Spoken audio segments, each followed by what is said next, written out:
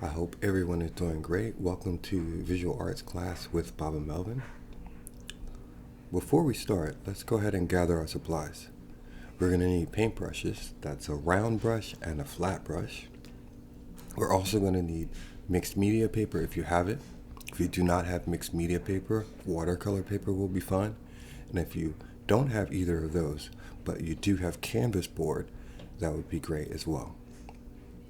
Now, for those students that do not have paintbrushes or paint or mixed media paper or canvas, you're going to actually use some colored paper, clear tape, and markers. So if you'd like to go ahead and gather those things before we start, go ahead and do so. Our objectives for today will be to understand the properties of watercolor, tempera, oil, and acrylic painting. We're going to explore the effects of mixing color and changes in density and value when we apply that paint to our substrate or our paper or canvas. We're also going to attempt to replicate and match colors used by professional artists, as we call them in this class, a great black artist. If you're ready, let's take a look. First, let's review what we learned in our last class, or what we may or may not already know. We know that we have three primary colors, which is what we call them in art. Those three primary colors would be blue, yellow, and red.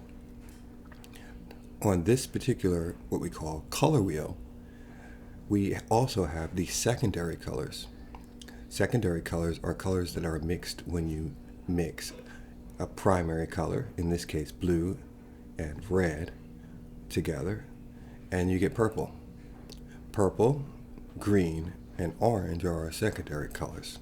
Again, they're colors that we get when we mix the primary colors together.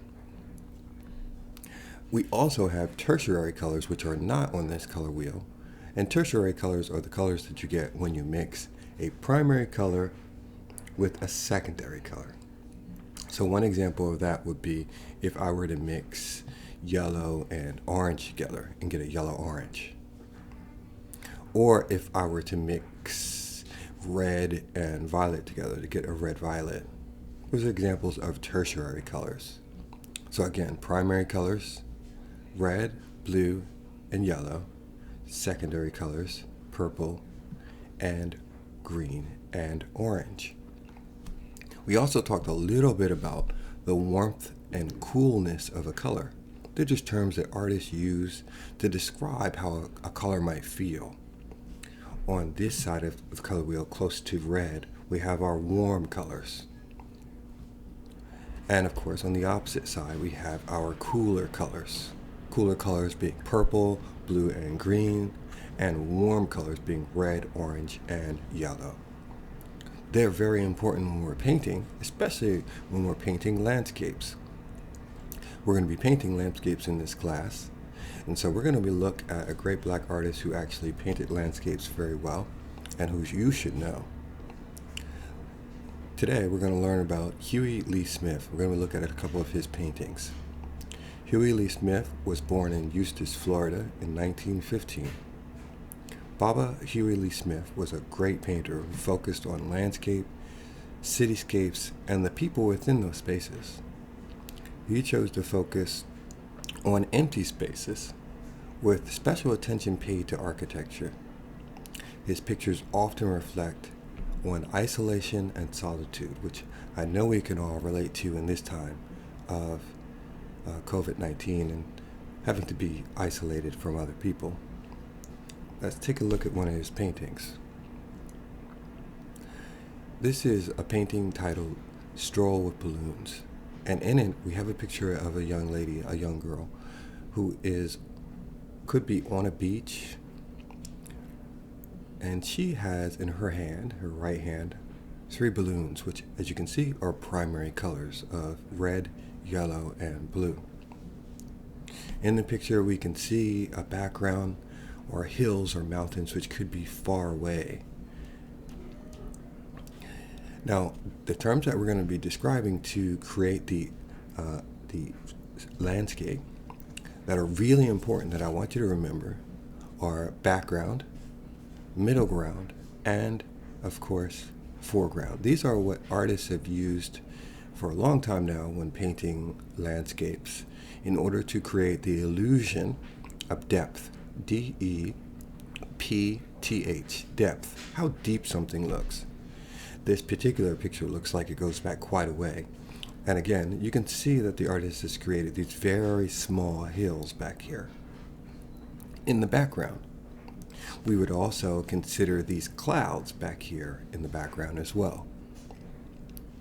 Now, the artist has also included this big object here, this cliff, and the water in the middle ground. The middle ground is slightly closer to us. And as you can see, the sister that is standing here, the girl with the balloon, is standing in the foreground. It's forward, it's closest to us. Now let's look at this picture and evaluate it just a little bit further. What else can we find? Well, if we look in the background, we'll see that the hill here, mountains, as we know, our mountains and cliffs are huge, but in the picture they appear very small. And of course, you probably observed this when you're out in nature or out even in a city. Things that are further away appear smaller. The artist also creates an effect by adding a little bit of blue into these hills and making them a little bit more hazy or fuzzy. The artist has achieved that by adding, again, blue into these hills, which could be the same brown as these cliffs here, but when you add blue to a color, it makes it cooler. So remember in the slide of the color wheel earlier, we talked about cool colors and how artists actually use cooler colors. There's blue here, and again, the blue, the purpose of the blue is to make this mountain recede or go back further, or appear as if it's further away from us. You can see the same in the clouds as well. The artist has created this cliff here, but as you can see, the color of brown that he used in the cliff here is warmer. There's more red and orange in this cliff and green than there is in this mountain chain or these cliffs back here. Using warmer colors in your picture can help something look like it's closer to you. And you can see that in this picture. The foreground is the same. As you can see, these are really warm colors that are mixed with some cool colors, but definitely you can tell that this is actually closer to us. There's more detail here in this picture than there is anywhere else in the picture. The other thing that is really important that the artist has used to create the illusion of depth is overlapping. You'll see that a lot in landscapes. When you put something in front of something else, it creates the illusion that something is closer to you. So here you can see that the girl is closer to us and she's overlapping the seawall, the water in the middle, and of course the background. You can see that the cliff is overlapping this hill back here, or these mountains, and overlapping some of the clouds. So those two concepts are really important in landscape painting, and something that Hughie Lee-Smith is teaching us through observation in this painting, creating a foreground, middle ground, and background, and also the idea of atmospheric perspective. Atmospheric perspective is when you change the colors of certain places to make them look like they're further away. As objects get further away from us and get closer to the horizon line, that's the line between the sky and the earth here. As they get closer to that line, they appear fuzzy, they appear harder to see. And you can create that by adding a little blue into the colors. Things that are closer to us should probably be a little bit warmer than the colors behind us. So oranges and reds and, of course, yellows. The artist has also done some things that you're going to see in the next painting, which is use these really strong horizontals. You can see those horizontal lines painted here. There's a really thin one here, way off in the background. There's thin ones here in the top portion of this cliff, as you can see. And there's a thin one here in this seawall, and here. They create what look like different sections of the composition, as you can see that. There's this section here in the background, there's one here, and here. They section off the composition, and they make it into parts. I want you to also notice how the young lady here is not exactly standing in the middle of the picture, which would be about here, but she looks like she's about to walk off of the composition. She's not quite there. There's lots of space here, but she's more to the right-hand side of this composition. It implies that she is going forward, even her shadow is falling forward. She has something to look forward to. And the lines that have been painted here, the horizontal lines that represent the top of the seawall, and the lines that represent the grass on the top of this cliff here, and even this white line, this faint light white line that could be the shoreline of these cliffs back here, or a beach, imply that there is movement from left to right in this picture.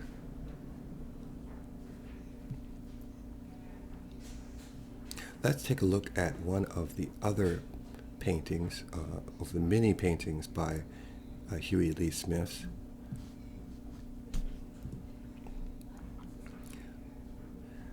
This painting, titled Après Midi, afternoon, is also a beach scene where we have another similar figure who is actually walking on a beach. And it looks like there could be some construction going on in this beach here, seen here. We have these construction sort of blocks here, which looks like they could be connected to these pipes here in some way. But we also have a scene similar to the other scene that we just watched, a stroll with balloons, where we have a background of cliffs. We have that strong horizontal line, although thin. We have in the background, we have a middle ground of water, and of course we have a foreground, where we have this main figure here and some objects, construction objects. The artist definitely liked bringing in elements, human elements, and talking about architecture or construction in some of his paintings. And you can see that here in this painting as well. Again, remember the ideas that we can take from this painting or borrow from this painting. The ideas of a background and the background colors being a little more cool, creating that atmospheric perspective or making it look like something is further away from us. You can see that here in the clouds and in this cliff here, this shoreline. In the middle ground as well. In this picture, the young lady here, this person, is closer to the middle ground in this picture. And of course we have an element here in the corner that is really close to us, and it's cropped out of the picture, meaning that it's partially in and partially out. It makes us wonder what is to the left, where is she going, and what else is on the beach? What's going on this beach? We can tell by how the artist has painted the streamers here that are connected to these construction blocks, and this throw or towel or wrap, that there could be some wind blowing. Look at how the streamer is sort of blowing. Look how it's painted, and look how this towel is moving, or appears to move in the picture, although the picture is really still.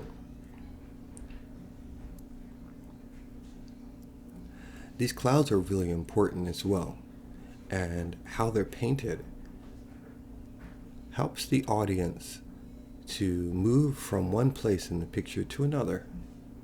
Let me explain further. Notice how the artist has only used highlights in these clouds in certain places and not all over the place. Here our eyes go from left to right. And there are clues in the picture that help our eyes to go exactly where the artists want us to go. You'll notice that there's a highlight in the clouds, and then our eyes are brought down to these streamers who look like they're pointing from left to right. And we can see that they're pointing almost to where this person is standing or walking on the beach this afternoon. Her shadow is falling forward, much like the girl in Stroll with Balloons. And of course, you have these construction elements that are on a diagonal and almost point like an arrow, as you can see, off of the composition.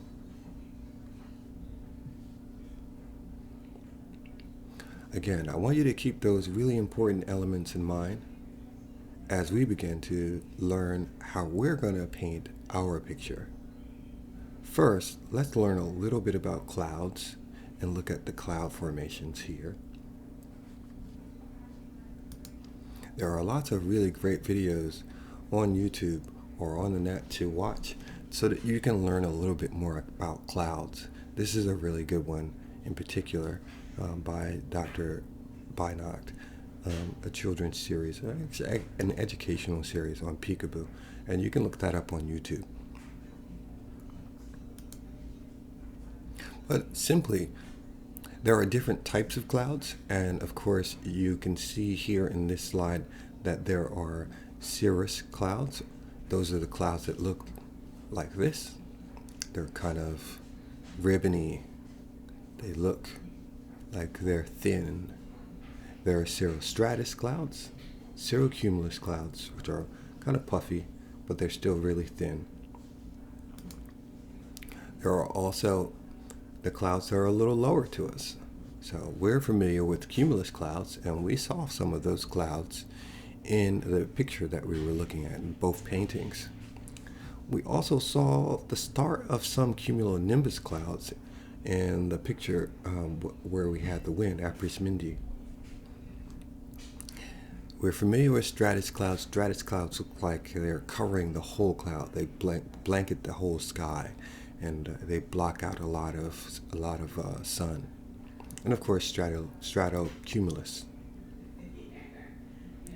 We shouldn't forget nimbostratus clouds as well. Nimbostratus clouds and cumulonimbus clouds are those really heavy-looking clouds. They look like they're storm and packed with moisture. We're going to be painting some cumulus clouds in our sky. So let's get started. Please make sure that you have your supplies gathered, and we will now proceed to our studio and create our own landscape.